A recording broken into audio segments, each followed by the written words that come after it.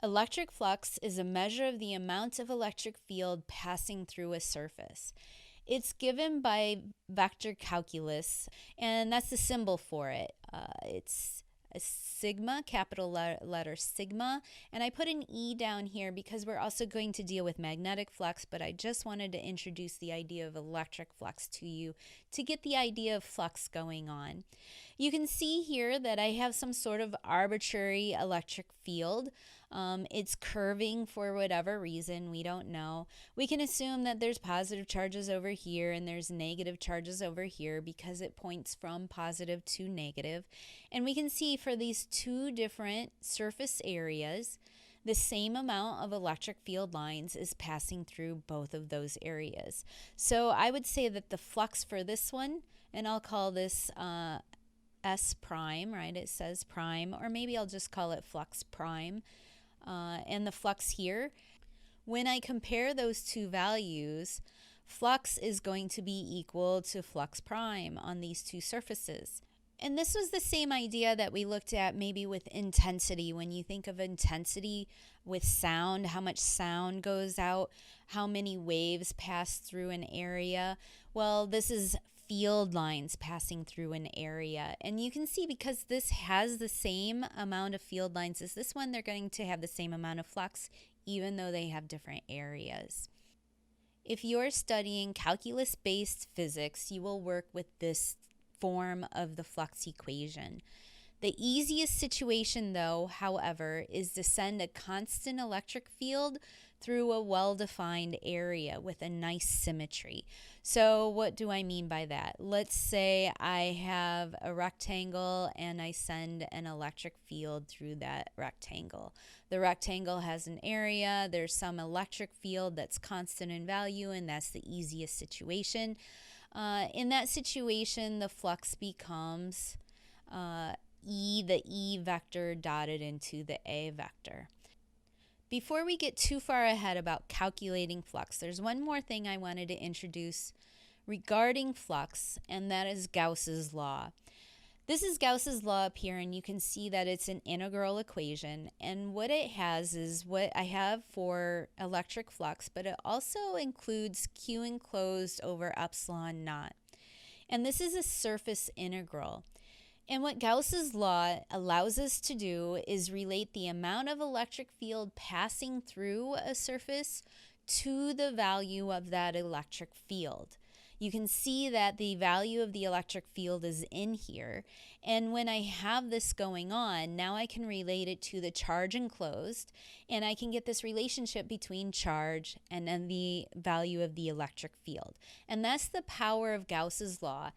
But it's the fundamental principle of Gauss's law is flux. We're looking at the number of electric field lines through a surface area. And when you look at here, we can see that there's an electric field. The electric field, due to a positive charge, of course, points in all directions radially outward. And that's what this is. It's a ball with a vector pointing in all directions. And we call this a normal vector. When I talk about the area vector, this would be the direction of the area vector in the normal direction. We called that n hat, the normal hat. We can also call it r hat, the radial direction as well, because we have spherical symmetry here. The surface must be closed, and in this situation I have a spherical symmetry. So the closed surface would be the surface area of a sphere.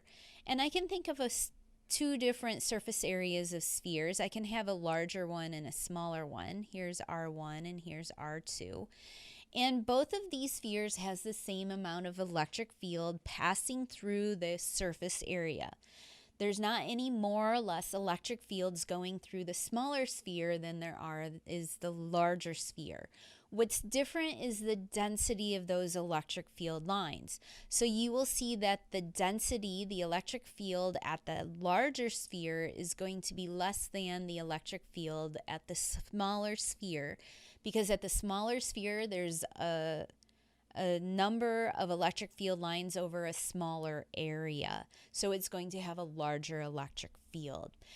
So that's how the foundation, the concept of Gauss's law As you move forward and calculate space physics, you will work with this and derive the equations of electric fields for different charge distributions. I wanted to take a second for us and look at calculating electric flux. How would I calculate electric flux? Because in an algebra-based class, we're not going to have you do the integral.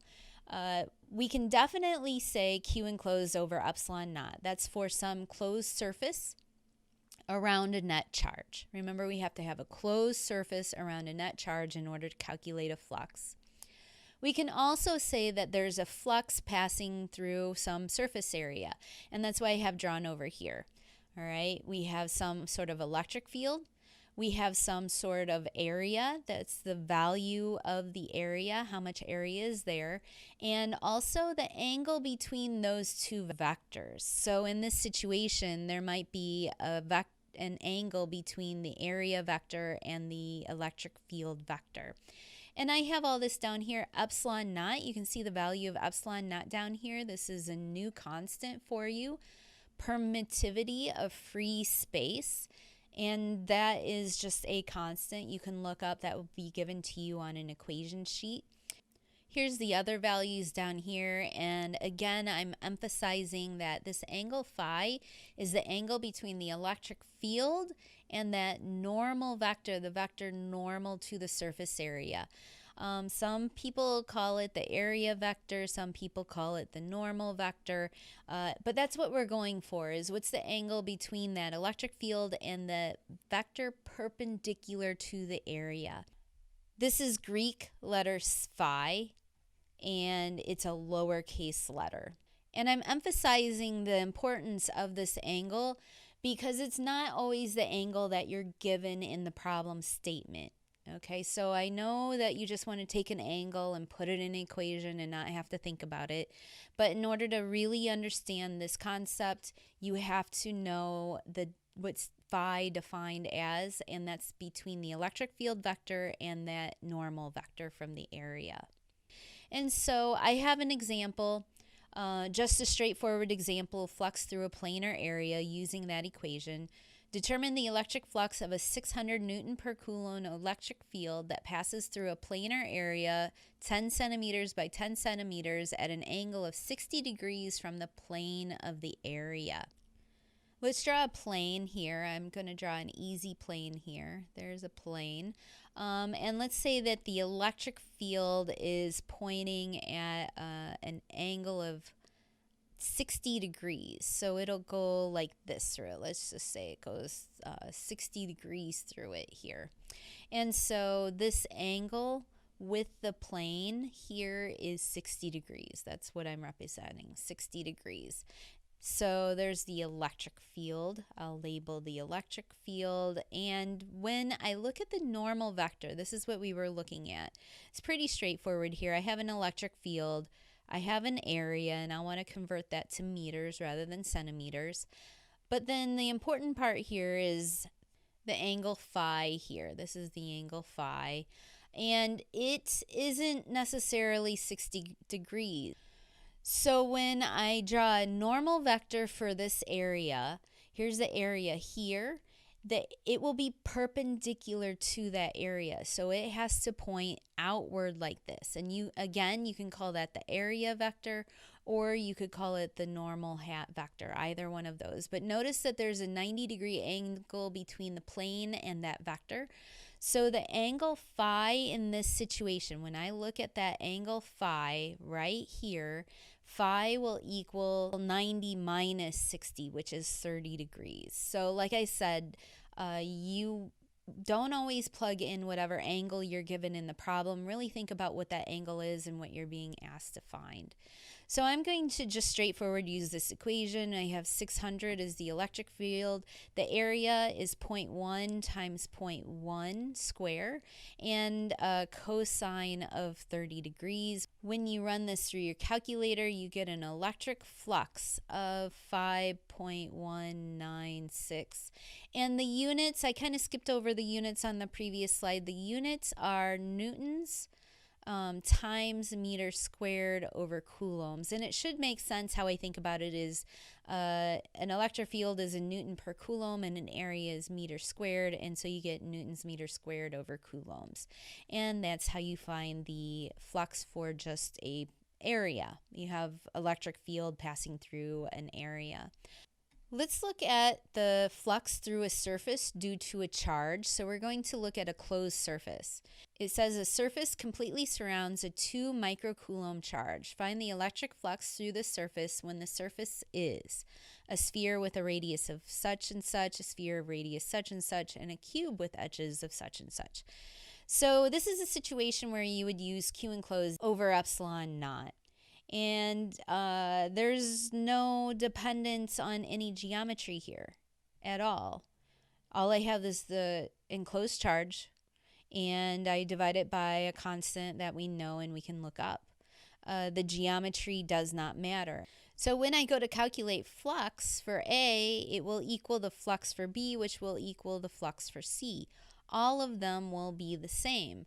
The electric flux equals 225,886.6 Newton meters squared divided by coulombs. Once you've established the idea of electric flux, you can move to Gauss's law and think about using Gauss's law, what Gauss's law is. Again, Gauss's law says the amount of electric field passing through a closed surface depends on the amount of charge enclosed by that surface, and that's Gauss's law over here. So when we use Gauss's law, there's always a judicious choice of symmetry. When you learn at an intro level, you will always see some sort of spherical symmetry or cylindrical symmetry or planar symmetry. So you could get into electric fields around wires. You could get into electric fields around plates, and definitely calculating surface charges, the electric field due to a surface charge, etc. The relevance for us here is to justify why the electric field inside of a conductor is zero. I already told you that before, and what we need to consider is that if I have a conducting sphere, so instead of having a point charge here, we won't have a point charge here, we'll put a charge distribution on the outside of a sphere. Well, if I want to look at the electric field inside that conducting sphere, I would choose a surface, a spherical surface of a radius inside that sphere. I would set up the equation integral E dot dA, etc., and set that equal to Q enclosed over epsilon naught, but Q enclosed is zero inside here. The charge resides on the outside here. So that's how we get the electric field inside a conductor equal to zero. That's how that happens. Okay, so that's the justification for that. We can also use the Gauss's law in order to figure out the electric field of a point charge. So let's look at the point charge here, and I'll get rid of this and start over a little bit more from scratch.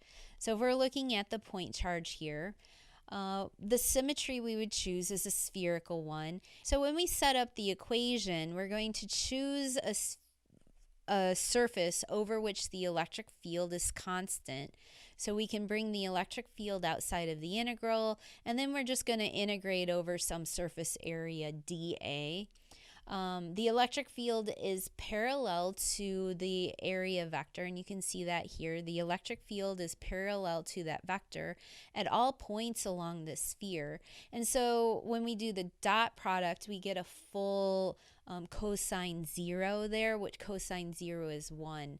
So you get electric field times the surface integral over dA of a sphere, which we know. We know the surface area of a sphere, and we set that equal to Q over epsilon naught. So we can get E times 4 pi r squared. That's the surface area of a sphere.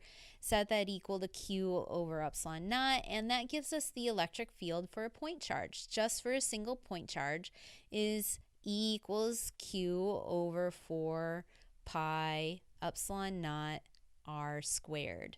And so That's where this equation comes from, and you will see it in your textbook.